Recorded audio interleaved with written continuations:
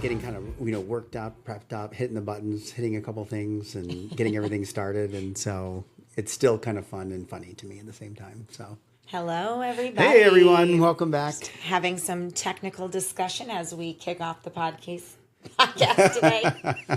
Podcast. Yeah. One of the things, a lot of people, when you're planning something, just planning things in general and having like, okay, we're going to start at this time. We're going to do this. We got to write this up. We got to be prepared. And then life gets in the way.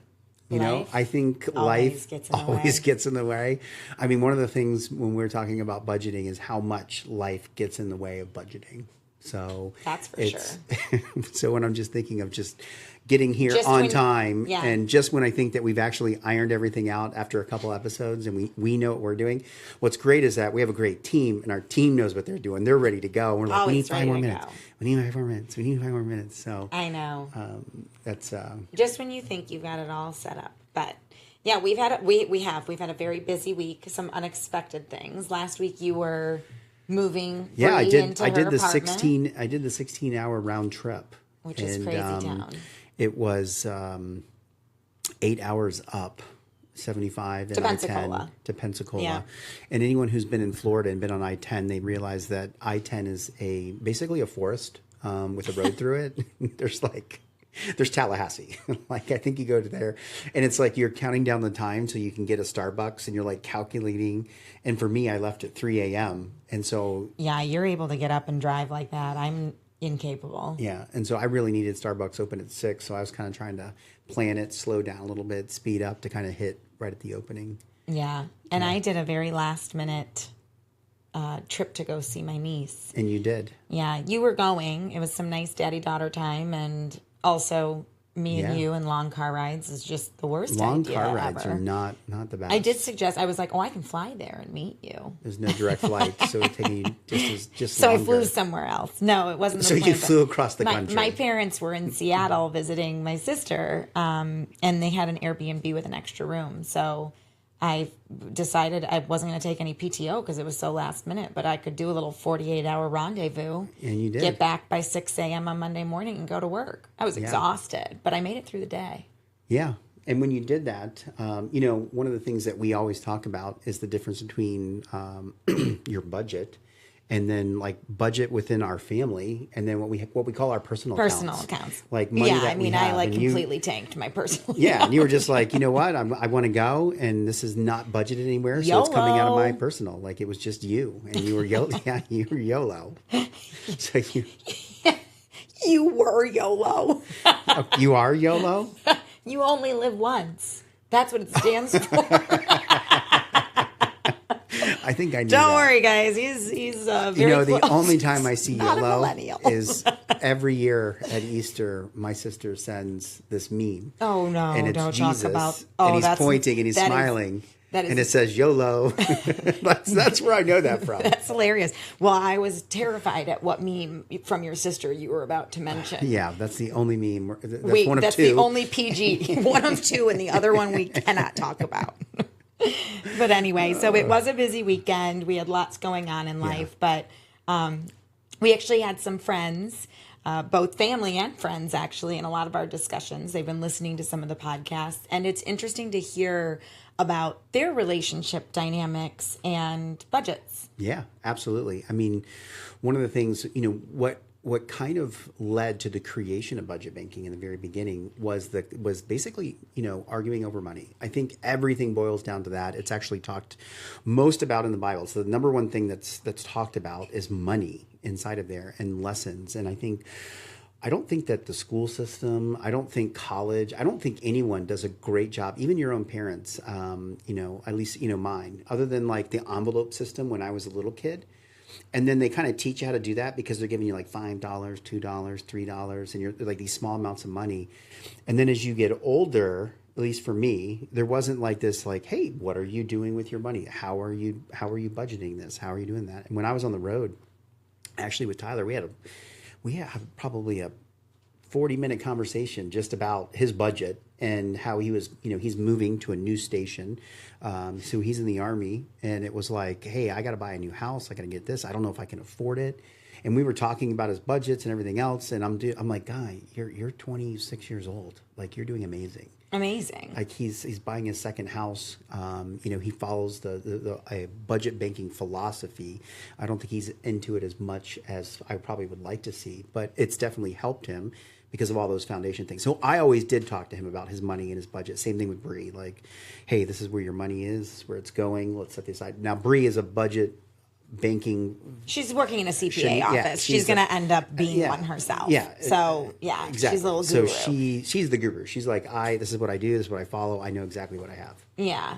No, it's interesting. I mean, because we are talking about relationships, but it does come from your own experience with personal budgeting to allow for you to come to a consensus when you are in a partnership.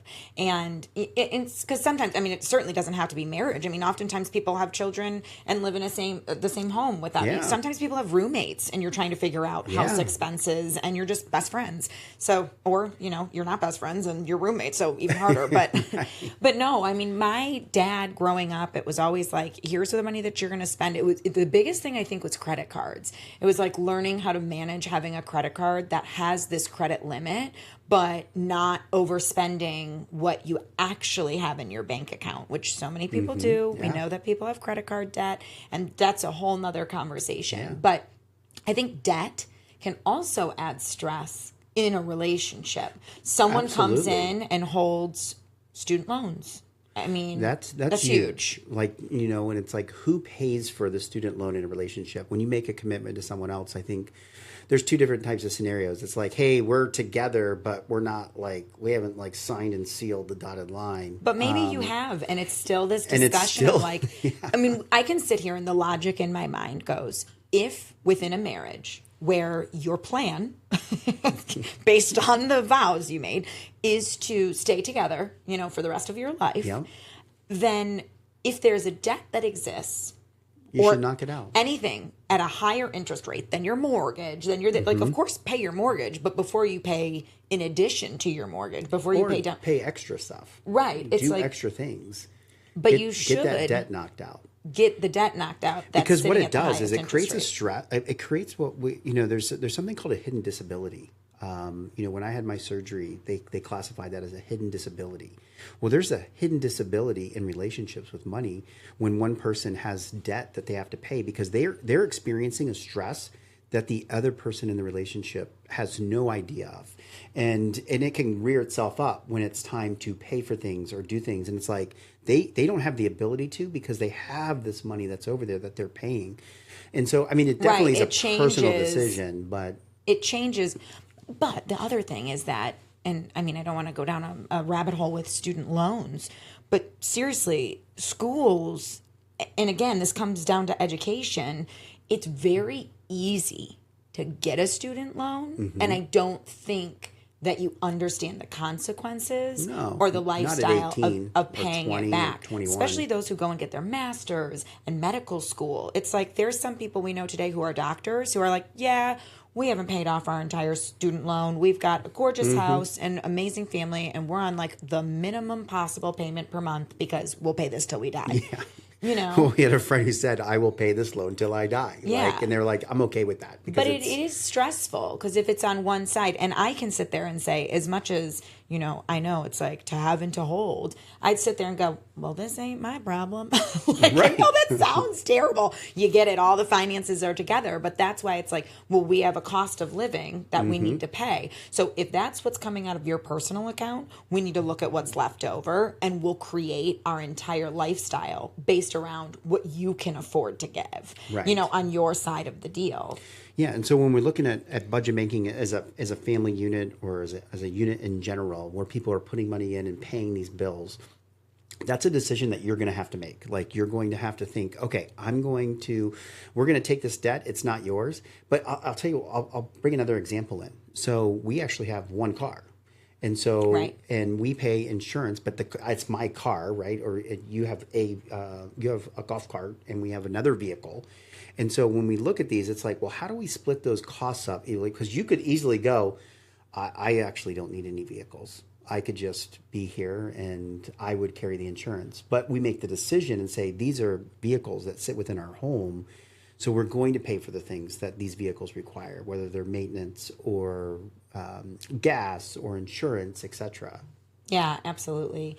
And I mean, for a while it was like, there is no need, for a car for me really. And now it's like, okay, well, things have changed in life and we're driving more. I got to go back into the office, with my job. And it makes complete sense. Like we're both using the vehicles just as much. And yeah, we are. I think one of the biggest points there's tons of points of contention in a relationship surrounding go for money. One. Let's talk about one. Well, I think there's a balance. Even in my past relationships, it's like we had everything in joint accounts. So there was never anything that was your personal funds, and you're everything was visible, constantly watching what the other person's spending. And we don't do that. No, not at all. We don't advocate for that. No, because that again causes stress on a relationship. If you're worried about money or you're saving up for something that you expect to buy, maybe, and I'm making a huge stereotypical statement right here, but I feel like men oftentimes like larger items, like at any one time, whereas women purchase more smaller items over the course of time. And so that's a different dynamic too, to be like, man, you spent $6,000, but I've only been spending a little bit. $100, 600 times. Exactly. And that's typically what happens is that, it's saving. It's like, I am trying to get that one bigger thing. And let's be more realistic. It might be like a $500 thing. Yeah. And I'll be like, oh, I'm saving up to get this new drone, or a new computer component. A toy. Or I'm going to get a new monitor. A 3D printer. Like these are things that are real. Yeah, a new 3D printer. Like, hey, I really want this new 3D printer. And if that was in our joint account, a million items for you right now. Probably don't. And so, and then at the same time, you'll go out and it's going to be a much thing. Hey, I bought 2 bottles of wine. I bought this. I bought that. And whoa, let's not out my wine drinking. No. You're right. I didn't because I said 2 instead of 25. So. True. I do. That was a decision we made. Here I am. I was trying to throw you a bone there. I know, you're right. You do. But that is actually a good example. It's like you don't drink the wine in the house. We have a beautiful wine nook. Then about once, a year, once a year, I fill the wine nook. We stock it. Yeah. But you say I've been taking it out of my personal account for because years. You drink the wine. Because I'm the one that drinks the wine. But when we get one-off bottles and you're in the store and stuff, absolutely. It's going in our food account and I'm still not drinking it. But if the expectation is that we're hosting or you're doing something or we're out, I mean, when we're on vacation, we use we very rarely pull out a personal card for a vacation trip because everything is us together. Right. And so it's only when we're going to buy something that we know, this is a want. Yeah. I'm going to buy an outfit per se. Yeah. But I think that the joint accounts was an extreme scenario of combining finances where there's micromanagement on both sides constantly and causes arguments. And then of course as well, I say micromanagement, but everyone has their own styles of how they're tracking and managing their own finances. And when they're all in one place, that can be an argument too, of just how you're choosing to spend your extra money or audit your credit card bills or, anything, even just the cadence of how often it's looked at. There's a difference of opinions there. But I think there's another extreme in relationships, and we know people like this, both friends and family, where they're not giving either verbal or, tangible visibility into their individual finances. They're keeping things secret. It feels secret. It's kind of like... It feels secret. I don't know if it's intentional, but it's kind of like what you don't know can't hurt you. You don't need to see. Right. Like we're going to keep everything completely because separate. People are just saying, how much is the mortgage? How much do I owe you for mortgage? How much do I owe you for mortgage? That's where it gets weird. Someone's name's on the house. That's so weird. And then it's so weird. I think that's weird. But someone's name is on, I know many people, like I said, both friends and family, where it's like one person has it titled in their name. And even if one person has it titled in their name, you can still have two individuals pay direct to the mortgage company. Yeah. You know, but it's like if, or from a joint account. But, from a joint account, but these are scenarios where the finances are so completely separate that there's just no visibility, and someone could be richer or poorer than you actually think because you just have no idea what's in there. And what it does is that it creates those questions and doubt when someone says to you, oh, I can't do that. And then on the next day or that next weekend, there is money there to do something. they're getting something for themselves. They're getting something for themselves. And that does make you think, are you managing your finances responsibly? You know? Right. And so what we've done with budget banking is try to create the hybrid of both of those worlds, which is exactly. One, you're putting in what your income is, and it's telling you, hey, this is what needs to go to your bills and into your accounts, and this is what you have left over to spend. And the reality is that if the system is really made and designed to allow you to make these decisions. If you want to be equal, you prorate. Hey, I make 100,000, you make 20,000. We're going to prorate that so that we feel the pain, same. Equivalently. Yeah. Or you could say, you know what? No, I make 60, you make 40. We're both going to contribute the most. And the person that made 60 is going to end up with extra money.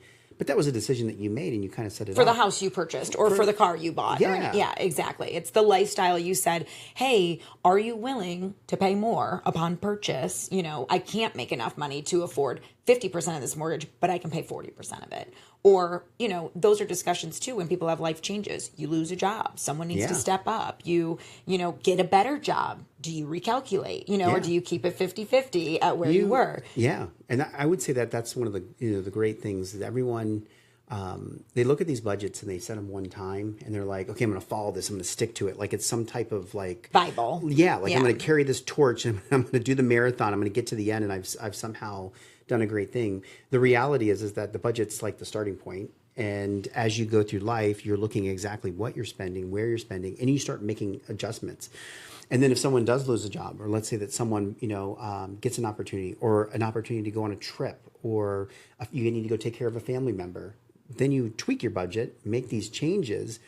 And then literally, I log into payroll and update my amounts that changes to each account. You do the same thing. Yeah. And we're right on a new track of a new budget. Yeah. And so it can be extremely helpful. Yeah. I think probably one of the biggest things, and it's probably also because of, how old I am in life right now, it's surrounding me. Everyone's having babies. What's in the water?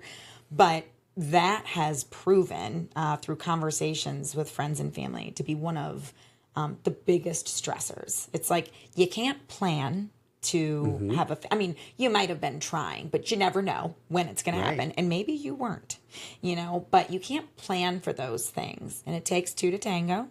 And all of a sudden, it's like it starts right from the medical bills because it's like, oh, well, you're the woman, obviously you're the one going in for whatever procedure or surgery that's being charged to your account. And it's like, well, that's something we as a family need to account for. Yeah.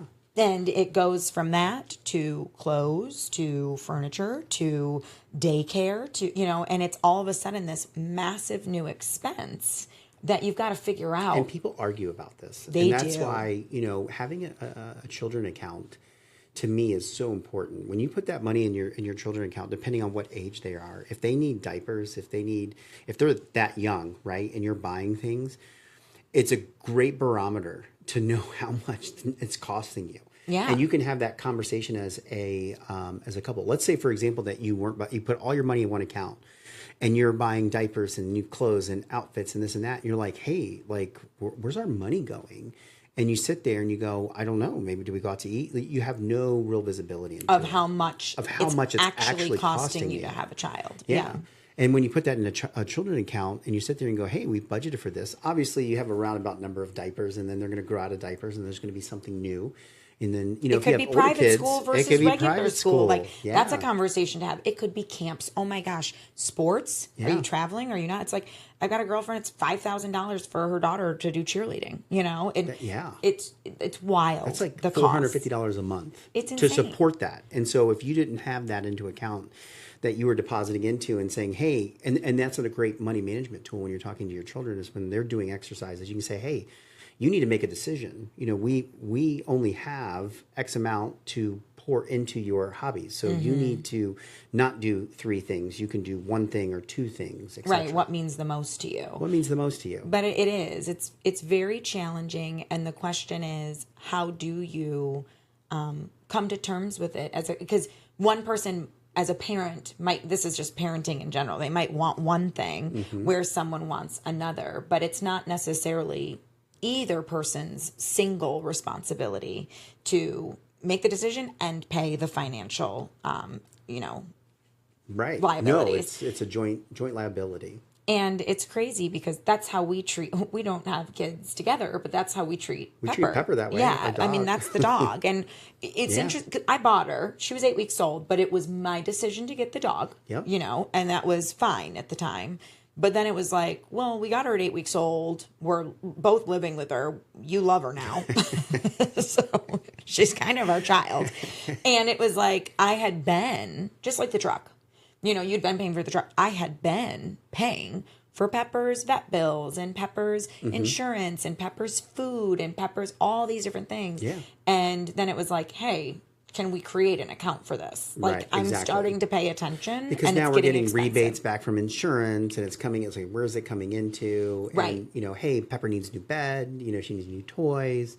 And so we created a kid account for Pepper. Pepper's very spoiled. And so she gets her everything there. But you know what? It's the when same we go concept. to the vet, when we go anywhere else, we don't need to worry because No. we just go and we use that account and pay for her bills. Yeah, it's not like I'm surprised. I mean, literally, she went to the vet. You Couple guys, days ago? He was supposed to come to the vet with me, which I'm sure children or pets, you guys can relate. It's the worst experience in the entire world. The dog's absolutely traumatized. She's shaking like a leaf. She's like growling under her breath. And he was supposed to come and he was like, to this horrible yeah. place. And then he gets home at night and he's like, did mommy take you to the horrible place today? But it was over. And she's all snuggling and It's just a regular annual visit, nothing crazy, no surgery, but it was like $400 and something bucks. Yeah. And I was happy to look in the kid account and be like, okay, we're covered today, and so it's nice to be able to have that shared financial account to pay So bills. if we had a copay and we went to the doctor tomorrow and you had a copay, where would you pay out of? for just my personal doctor appointment, Yeah. I pay out of my personal account. Okay. I never really thought about that because I think a lot of times when I go, I get billed. And then I just type it into a system and do a card check thing. I use personal as well. I think. Waiting for you to tell me because I'm sitting there. Yeah, I've been that taking I'm it not out of. paying for your medical bills. I've been No, if taking it's- all my copays out And of you the know what? vacation account. But one of those things that I never even thought about before. But And I didn't think about it either. I mean, it is. 'Cause it's a like, small this is my thing doctor's until it's a big visit. thing. Well, and that's what I was just going to say. It's like, I've never really thought about it, but I do sit there and we have talked about having an emergency fund for Those medical type of things. situations. Yeah. Because if you need to have the money in the moment, Right. then you want to be able to have the money in the moment, for emergencies. And you did have that surgery a couple of years Yeah. ago. And those medical bills, even with insurance, were insane. Yeah. And I mean, any I had a hospital $10,000 stay. deductible, and my bill was like $400,000. Yeah, it was insane. It was insane. And so, but to sit there and go, okay, now you're responsible for a $10,000 outlay, which you did take out of your personal funds over the course of time, like we Yep. talked about. You don't need to outlay medical bills. Yeah, I think I paid. all at once. I think I paid over that over like 10 months. Yeah,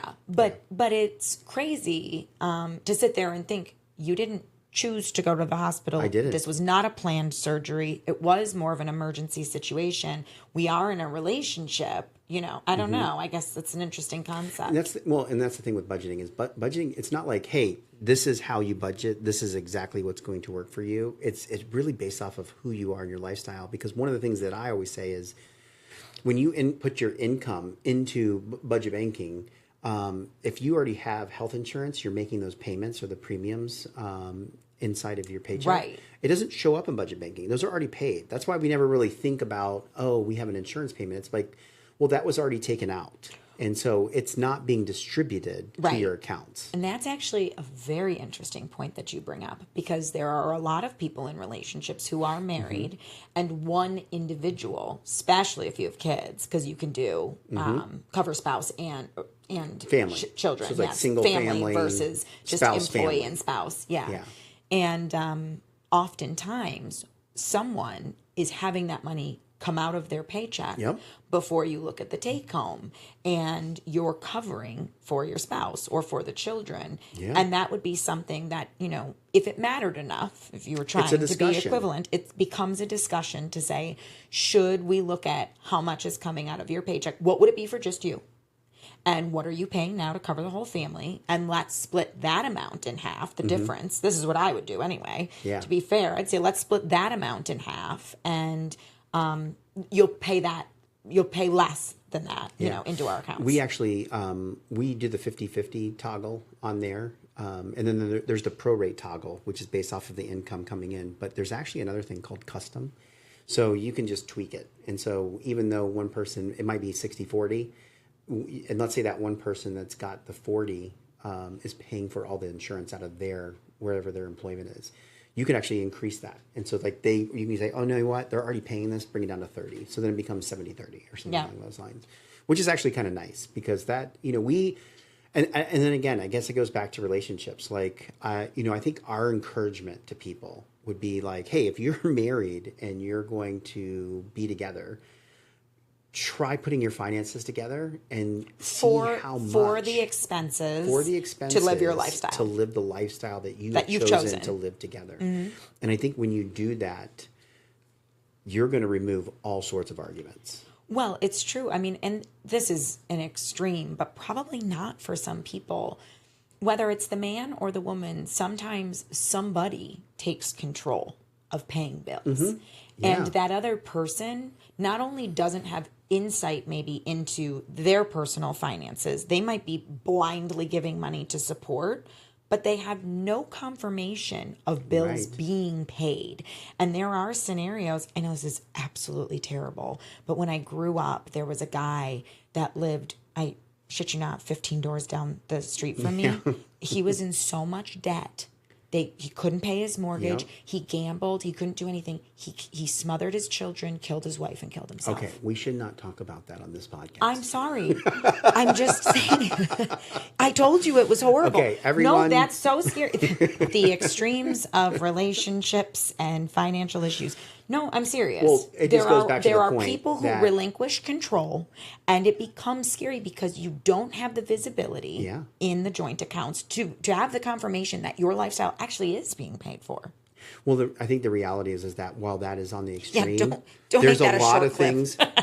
There's a lot of things that are below that level that exist. It's the 80-20 rule, right? And so 80% are arguing about something in money, whether it's, hey, we need money to take the kids to do this or do that. And it's kind of like, well, where's that money coming from? But then you go out to a party and you blow $120, on something. And I think that when you budget bank and you put your money together and you decide on what you're going to cover and you cover the basics, even if you just said, look, we're going to cover food in our house, everything else we'll make decisions on. I think what happens a lot of times is that all of a sudden your arguments about food and house go away. And you realize it's only working. Have arguments. Then you're arguing about the children kids, and the car. And vacations and the car and gas. And then you realize, you know what? This actually works. We don't have any arguments about that right now. Let's go ahead and kick in one more account. And that's usually what I recommend. I actually recommend the first 4. But if you're going to do the bare minimum, I'm like house and food.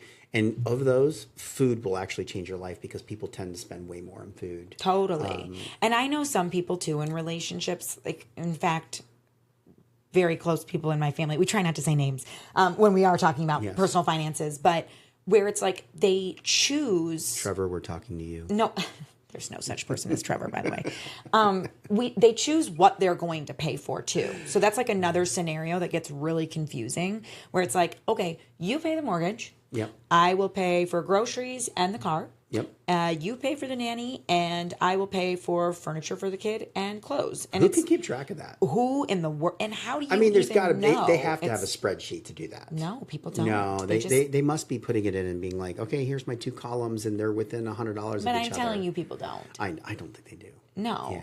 It's like in a perfect world, you would say this is equal, but that's the thing, it's not. But here's the thing is that when you do that, then you're relying on people's memories to make these payments. And one of the things that we always say about budget banking is that, especially like a house account, Do you know what comes out of our house account every month?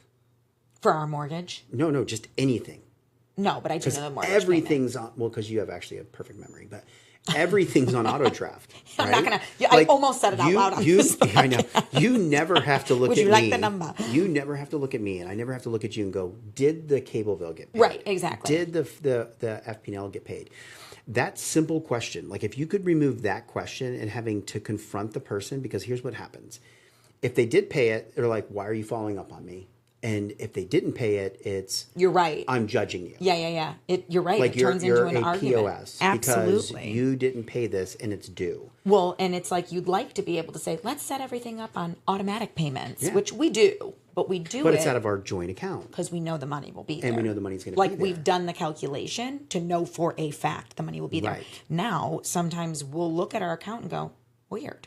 That's and you know what? lower People will make arguments to us, and they'll say, "I just put those auto payments on my credit card. And I pay my credit card." Like they'll say that, but the problem is that they're spending on their credit card too, and the money that should have went to that Netflix bill was spent elsewhere. somewhere else. It was And spent elsewhere. now you're catching up. And now you're catching you've got up. a higher interest rate and you've got debt and it's crazy. But we will notice, like, you know, our HOA fees come out once a quarter and it's not top of mind all the time, but I'll sit there and go, the house account's lower than usual. Pop dipped. in and it's like HOA fees, cool, normal, you know, but otherwise sometimes we're looking at it and we're like, the cable bill went up because Lord knows all bills are going up. You know, cable bill went up $30 Our a month. FP&L bill went up, you know, a little bit Yeah. just because in Florida, I think, because I did notice we had budgeted. I don't know if you knew this. I actually changed it when we redid it like 6 months ago, based off of what I was seeing. But we do the average out for FP&L. month over month. Yeah. And I noticed that the month, even that went up. So I was like, what's going on here? I was like trying to do a double check and make sure that it was. Yeah,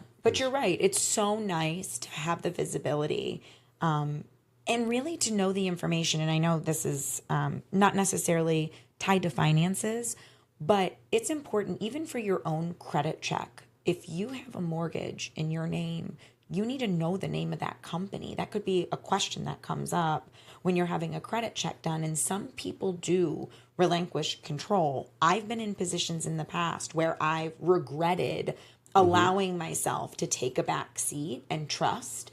And, you know, it kind of bit me in the ass a little bit in the end. You say the word trust, and the amazing thing about budget banking is that it actually builds trust. Yeah.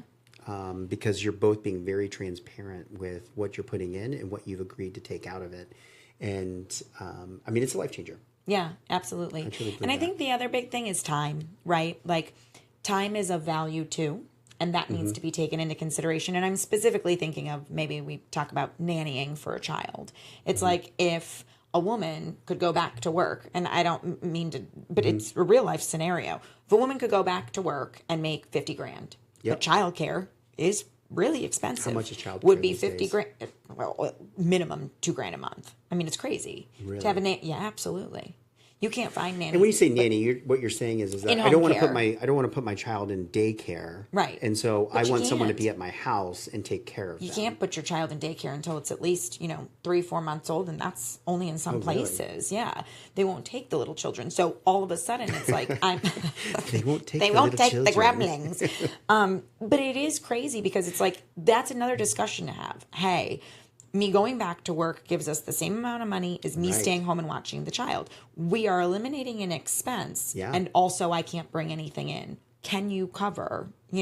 Now you're the only one who's got the income. Well, I'm assuming that it's a family's child. So in that Right. case, I would look at that as Oh, you just brought up a whole nother topic. I know. I would treat that as a fixed and probably put that in my home account. Like if I know that I have someone who's coming in on a regular basis, I would say, hey, to manage our home, we have a fixed cost of $2,000. We need to put the money in based off of what we agreed to cover that cost each month.